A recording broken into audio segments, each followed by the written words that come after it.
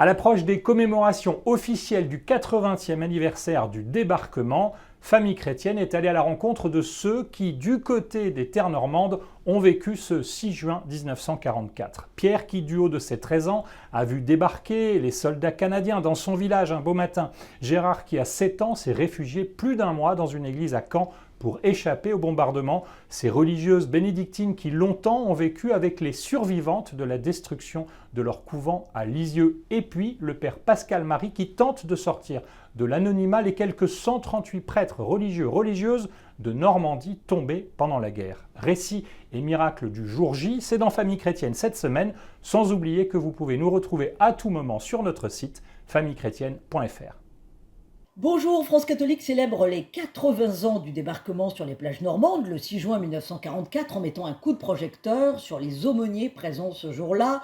Prêtres catholiques ou pasteurs protestants, ils ont consolé, ils ont béni, ils ont enterré les soldats, des vies héroïques toutes données comme celle de l'abbé René de Mauroy qui fut aumônier du prestigieux commandant Kiefer. L'hebdomadaire recense aussi le lourd tribut payé par l'église de Normandie et rappelle le sacrifice des parachutistes américains sur les vitraux de Sainte-Mère-l'Église dans la Manche. Dans France catholique également cette semaine, la réflexion du philosophe Frédéric Guillot sur la doctrine de la guerre juste en analysant les derniers faits liés au conflit israélo-palestinien. Il y a aussi le bloc-notes de l'éditorialiste Gérard Leclerc qui s'interroge sur l'absence d'un projet civilisateur au menu des prochaines élections européennes.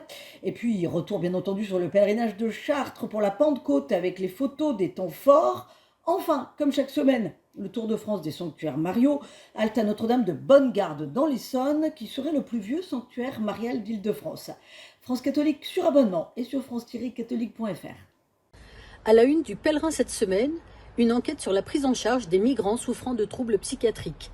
L'attaque survenue dimanche dernier dans le métro de Lyon pose en effet à nouveau la question du suivi de ces personnes fragiles psychologiquement et souvent déboutées de leur demande d'asile. Comment soigner ces migrants dont la précarité aggrave encore leur parcours, les failles issues de leur parcours chaotique? Notre reporter a suivi à Paris une équipe mobile de psychiatrie qui tente de jouer la carte de la prévention.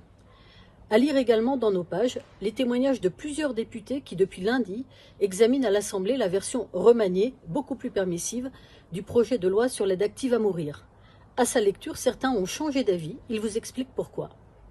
Enfin, et pour retrouver une actualité plus souriante, nos pages vous offrent aussi une belle interview de l'acteur Denis Podalides. Courez voir sa dernière comédie, La Petite Vadrouille, une échappée drôle et poétique à bord d'une péniche. Bonne semaine à chacun.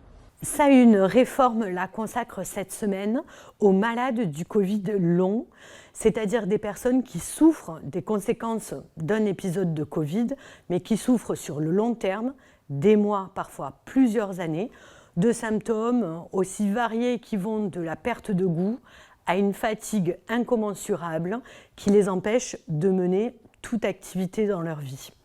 La prise en charge de ces patients est extrêmement compliquée, même si on connaît de mieux en mieux le Covid. Et c'est sur l'aventure, si je peux dire, et le parcours de soins qui est une vraie galère pour ces personnes que Réforme revient cette semaine.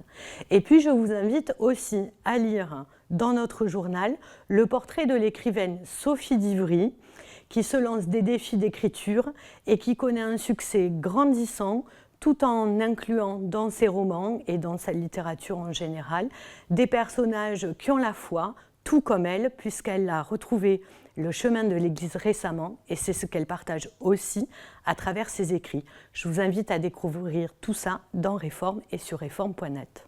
Bonjour, c'est la surprise de ce printemps. Le succès au cinéma du film d'Artus, Un petit truc en plus, ne peut laisser personne indifférent. Cette comédie qui mêle acteurs, porteurs de handicap et valides a franchi il y a quelques jours le cap des 4 millions d'entrées en France. C'est le meilleur démarrage de l'année devant Dune, deuxième partie, ou Kung Fu Panda 4. Alors comment expliquer ce carton? Nous sommes allés à la rencontre de l'équipe du film, de ses producteurs et des spectateurs. Une enquête qui montre combien un film avec un petit supplément d'âme fait un bien fou. Dans nos pages également cette semaine, un dossier consacré à Daesh et à ses menaces. Il y a 10 ans, l'organisation terroriste État islamique proclamait à Mossoul en Irak le rétablissement du califat, point de départ de nombreux attentats dans le monde et en France. Et si le califat a disparu aujourd'hui, la menace terroriste de Daesh, elle, est toujours bien présente, elle conditionne nos vies et se rappelle à nous régulièrement et elle plane notamment sur les JO de Paris. Un numéro que vous pouvez retrouver en kiosque sur notre site internet et notre application mobile. Bonne semaine à tous.